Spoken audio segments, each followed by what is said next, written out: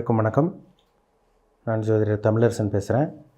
இந்த channel first time பார்க்குறவங்களா இருந்தீங்கன்னா சப்ஸ்கிரைப் பண்ணிக்கோங்க, பெல் பட்டனை கிளிக் பண்ணிக்கோங்க, ஆளுங்கிற ஆப்ஷன் இருக்கும் அதையும் சூஸ் பண்ணிக்கோங்க. அப்போ தான் நாங்கள் போடுற பதிவுகள் எல்லாமே உங்களை வந்து சேரும். இன்றைக்கி நம்ம இந்த பதிவில் பார்க்க போகிற ராசி ரிஷபராசி.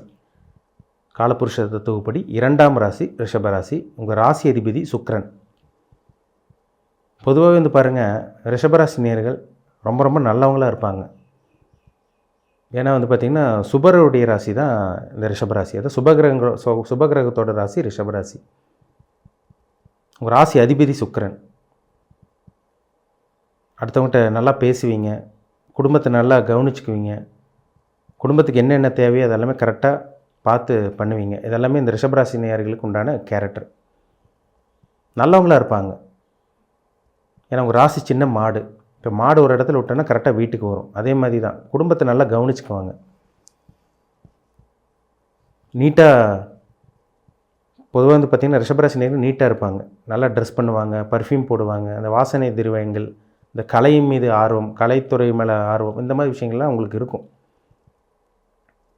ஏன்னா வந்து பாருங்கள், சுக்கிரனுடைய ராசிங்கிறதுனால அது நல்ல ஒரு ராசி. ரிஷபராசிங்கிறது ஒரு அருமையான ராசி. அதில் 3 நட்சத்திரம் வரும். ரிஷபராசியில் வந்து பார்த்திங்கன்னா 3 நட்சத்திரம் வரும். அது என்ன நட்சத்திரத்தில் நீங்கள் பிறந்திருக்கீங்க பாருங்கள். நட்சத்திரத்துக்கு தகுந்த மாதிரி கேரக்டர் மாறும். ஒரு சில பேரை பாருங்கள், ரிஷபராசி பார்த்திங்கன்னா ரோகிணி நட்சத்திரத்தில் பிறந்தவங்களாம் பாருங்கள் அம்மா மேலே அதிகமாக பாசமாக இருப்பாங்க.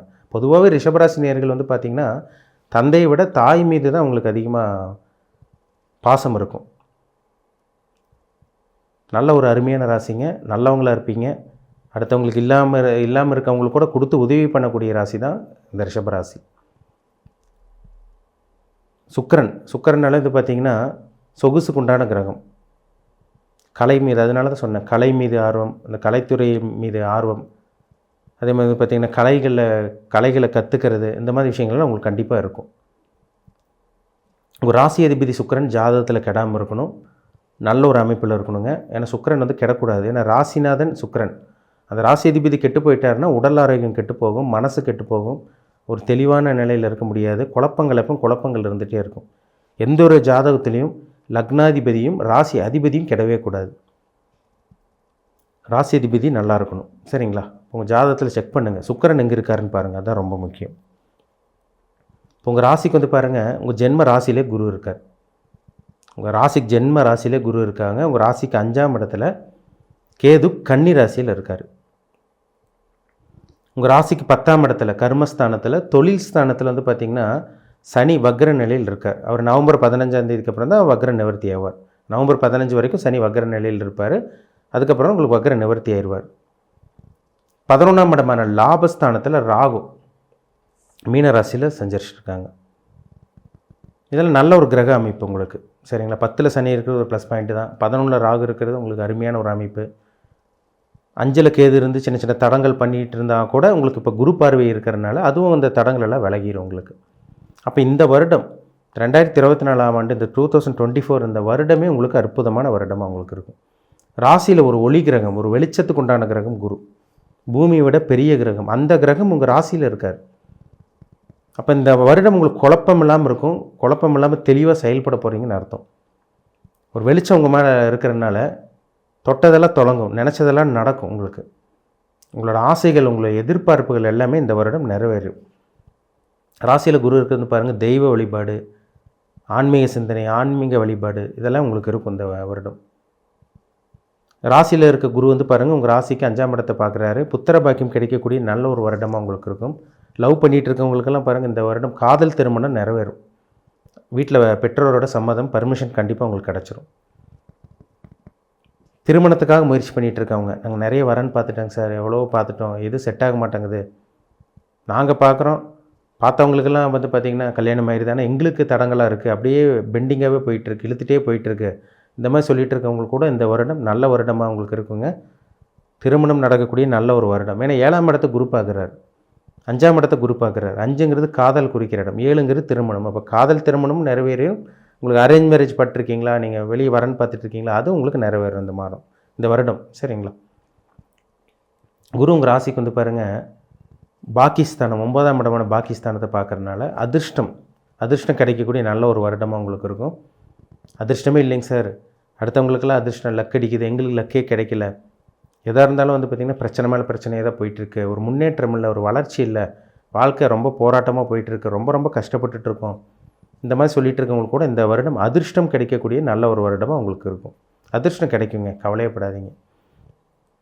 ஒரு சில பேர் தந்தை வழி பூர்வீக சொத்து, இந்த பூர்வீக சொத்து பிரச்சனை, கோர்ட்டு கேஸ் பிரச்சனை, போலீஸ் ஸ்டேஷன் பிரச்சனை அப்படி இப்படின்னு அலைஞ்சிட்டு இருந்திருப்பீங்க பார்த்தீங்களா, அது கூட இந்த வருடம் உங்களுக்கு விலக போகுது. உங்களுக்கு கோர்ட்டு கேஸ் பிரச்சனை விலகி, பிரச்சனைகள் எல்லாம் உங்களை விட்டு விலகி, பூர்வீக சொத்து உங்களுக்கு கைக்கு வரக்கூடிய வாய்ப்பு உங்களுக்கு ஜாஸ்தி அதிகமாகவே இருக்குது.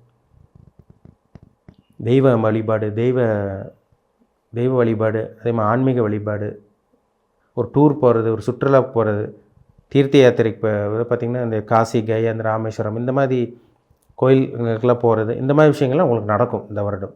சரிங்களா? தடங்கள் இருக்காது, அதாவது தூர பிரயாணங்களுக்கு உங்களுக்கு தடங்கள் இருக்காது. நினச்ச ஊருக்கு நினச்ச நாட்டுக்கு உங்களால் போக முடியும். ஏன்னா குருவோட பார்வை 9ஆம் இடத்து மேலே விழுகிறதுனால அதுவும் நல்ல ஒரு அமைப்பு. 11ல் ராகு இருக்கிறதுனால உங்களுக்கு கண்டிப்பாக வந்து பாருங்கள், அந்நிய நபர்கள் மூலமாக உதவி, அந்நிய நபர்கள் மூலமாக லாபங்கள், இந்த மாதிரி விஷயங்கள்லாம் உங்களுக்கு கிடைக்கும் இந்த வருஷம். 5ல் இருக்க கேது வந்து பார்த்திங்கன்னா சின்ன சின்ன தடங்கள் பண்ணிகிட்டு இருந்தால் கூட அந்த குருவோட பார்வை இந்த தடங்கள் இல்லாமல், தடங்கள் இருந்தால் கூட அந்த தடங்களை வந்து சரி செஞ்சிடும் குரு. அப்போ நல்ல ஒரு புத்திர பாக்கியம் கிடைக்கும். அதேமாதிரி வந்து பார்த்திங்கன்னா பூர்வீக சொத்து கைக்கு வந்துடும். கலைத்துறையில் இருக்கவங்களுக்கு நல்ல ஒரு வளர்ச்சி, முன்னேற்றம், இந்த மாதிரி விஷயங்கள்லாம் நடந்துடும் கண்டிப்பாக இந்த வருஷம். நல்ல ஒரு வருடம். 10ல் சனி இருக்கார். 10ல் சனி இருந்ததால பாருங்கள், அவங்க ராசிக்கு யார், அவர் 9ஆம் அதிபதி 10ஆம் அதிபதி, அவர் 10ல் இருந்து வக்ரமாக இருக்கார். நவம்பர் மாதம் 15 வரைக்கும் உங்களுக்கு வக்ர நிலையில் தான் இருப்பார். அப்போ வேகமாக செயல்படுறதுனால, சனி ஸ்பீடாக செயல்படுறதுனால இந்த வருடம் பாருங்கள் தொழில் வேகமாக இருக்கும், ஸ்பீடாக எடுக்கும். மந்தமாக போயிட்டுருக்குங்க சார், வளர்ச்சி இல்லாமல் இருக்குது, பணப்பற்றாக்குறை இருக்குது, கடன் அதிகமாக இருக்குது, முன்னேற்றமே இல்லாமல் வாழ்ந்துட்டுருக்கோம், எவ்வளோ பணத்தை முதலீடு போட்டாலும் அது விரையமாக போகுது, நஷ்டமாக போகுது, இந்த மாதிரிலாம் சொல்லிகிட்டு இருக்கவங்களுக்கு கூட இந்த வருடம் நல்ல வருடமாக இருக்கும். தொழில் நல்ல ஒரு பிக்கப், நல்ல ஒரு இம்ப்ரூவ்மெண்ட், நல்ல ஒரு டெவலப்மெண்ட் கண்டிப்பாக இருக்கும். சரிங்களா? வளர்ச்சி இருக்குங்க, அடுத்த கட்டத்துக்கு போவீங்க. பணப்புழக்கம் உங்களுக்கு இந்த வருஷம் அதிகமாக இருக்கும். பணப்பற்றாக்குறை உங்களுக்கு இந்த வருஷம் பணப்பற்றாக்குறை இருக்கவே இருக்காது. கேஷ் ஃப்ளோ, மணி ஃப்ளோ உங்களுக்கு கை கண்டிப்பாக பணப்புழக்கத்தோடு தான் இருக்க போகிறீங்க. சரிங்களா? பேங்க் அக்கௌண்ட்டில் சுத்தமாக பணமே இல்லைங்க சார், ஜீரோவாக இருக்குது, செலவு தான் அதிகமாக போயிட்டுருக்கு, வரவுக்கு மீறி செலவு போகுது, எப்படி போகுதுன்னே தெரியல, வர்றது அப்படியே போயிடுது, இந்த மாதிரி சொல்லிகிட்டு இருக்கவங்களுக்கு கூட பணத்தை சேர்த்து வைக்கக்கூடிய நல்ல ஒரு வருடம், நல்ல ஒரு காலகட்டமாக இந்த வருஷம் உங்களுக்கு இருக்கும். ஏன்னா 11ல் ராகு இருக்கார். இப்போ பணத்தை கொடுக்குறாரு, லாபத்தை கொடுக்குறாருன்னு அர்த்தம். இப்போ சேர்த்து வைப்பீங்க. 11ங்கிறது லாபம், 12ங்கிறது விரயம். இப்போ இந்த இதெல்லாம் உங்களுக்கு நல்லா இருக்கிறதுனால நிச்சயமாக இந்த வருடம் நல்லா இருக்க போகிறீங்க, கவலையே படாதீங்க. நல்ல ஒரு வருடம். ப்ரொமோஷனுக்காக வெயிட் பண்ணிகிட்டு இருக்கவங்களுக்கு நல்ல ஒரு ப்ரொமோஷன் கிடச்சிரும். வேலைக்காக வெயிட் பண்ணிகிட்டு இருக்கவங்களுக்கு நல்ல வேலை கிடச்சிரும். இடமாற்றம் இதெல்லாம் உங்களுக்கு கிடைக்கும் இந்த வருடம். சரிங்களா? வேலையில் இடமாற்றமாக இருந்தாலும் சரி, தொழில் இடமாற்றமாக இருந்தாலும் சரி, நிச்சயமாக உங்களுக்கு கிடச்சிரும். பயப்படவே பயப்படாதீங்க. ஏன்னா உங்கள் ராசியில் ஒரு ஒளி கிரகம், ஒரு வெளிச்சத்துக்கு உண்டான கிரகம் உங்கள் ராசியில் இருக்குது. 11ல் ராகு இருக்கார், 10ல் சனி இருக்கார். இதெல்லாம் ஒரு நல்ல ஒரு அமைப்புங்க உங்களுக்கு. இந்த வருடம் நல்ல வருடமாக ரிஷபராசி நேயர்களுக்கு இருக்குங்கிறதுல சந்தேகமே கிடையாதுங்க. உங்கள் ஜாதகத்தை செக் பண்ணுங்கள், என்ன தசாபுத்தி போயிட்டுருக்கு, உங்களோட பிறப்பு ஜாதகத்தில் என்ன தசாபுத்தி போயிட்டுருக்கு, நீங்கள் என்ன வயசில் இருக்கீங்க, உங்கள் ஏஜ் என்ன, அதுதாங்க ரொம்ப ரொம்ப முக்கியம். எல்லாத்துக்கும் ஒரே மாதிரி ரிஷபராசினா ஒரே மாதிரி நடந்துடாது. சரிங்களா? அது ஒரு சில பேருக்கு தெரியறதில்ல. ரிஷபராசினா பொது பலனாக பார்த்துட்ருக்காங்க, எல்லாத்துக்கும் ஒரே மாதிரி நடந்துரும்னு நினச்சிட்டு இருக்காங்க. அது தப்பு, அது தவறான ஒரு விஷயமா இருக்கும், தவறான ஒரு விஷயம். சரிங்களா? அவங்கவுங்க வயசுக்கு தகுந்த மாதிரி தான் சில விஷயங்கள் நடக்கும், சில அனுபவங்கள் கிடைக்கும்.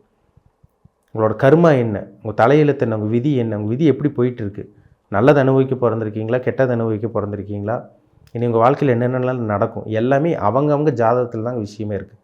தனிப்பட்ட ஜாதகத்தை பார்த்தா தான் நம்ம 100% துல்லியமாக சொல்ல முடியும். உங்கள் பிறப்பு ஜாதகம், உங்கள் தனிப்பட்ட ஜாதகம் பார்க்கணுன்னு விருப்பப்பட்டீங்கன்னா கீழே இருக்க வாட்ஸ்அப் நம்பருக்கு உங்கள் ஜாதகத்தை அனுப்பிச்சி விடுங்க, அப்பாயின்மெண்ட் வாங்கிக்கிங்க. உங்கள் சுய ஜாதகத்தை பார்த்து நம்ம டீப்பாக தெளிவாக நம்ம 100% துல்லியமாக பார்த்து தெரிஞ்சுக்கலாம். இனிமேல் என்ன பண்ணலாம், என்ன பண்ணக்கூடாது, உங்கள் லைஃப் எப்படி இருக்கும், எப்போ நல்லா இருப்பீங்க, எப்போ ஜெயிப்பீங்க, எப்போ செட்டில் ஆவீங்க, எப்போ சாதிச்சு காமிப்பீங்க, எல்லாமே நம்ம தெளிவாக பார்த்து தெரிஞ்சுக்கலாம். சரிங்களா? மீண்டும் அடுத்த பதிவில் சந்திக்கும் வரை உங்களிடமிருந்து விடைபெறுவது உங்கள் ஜோதிடர் தமிழரசன். இந்த சேனல் பிடிச்சிருந்தா உங்கள் நண்பருக்கு, உறவினருக்கும் ஷேர் பண்ணுங்கள், லைக் பண்ணுங்கள், சப்ஸ்கிரைப் பண்ணுங்கள், பெல் பட்டனை கிளிக் பண்ணிக்கோங்க, ஆளுங்கிற ஆப்ஷன் இருக்கும், அதையும் சூஸ் பண்ணிக்கோங்க. அப்போ தான் நாங்கள் போடுற பதிவுகள் எல்லாமே உங்களை வந்து சேரும். நன்றி, வணக்கம்.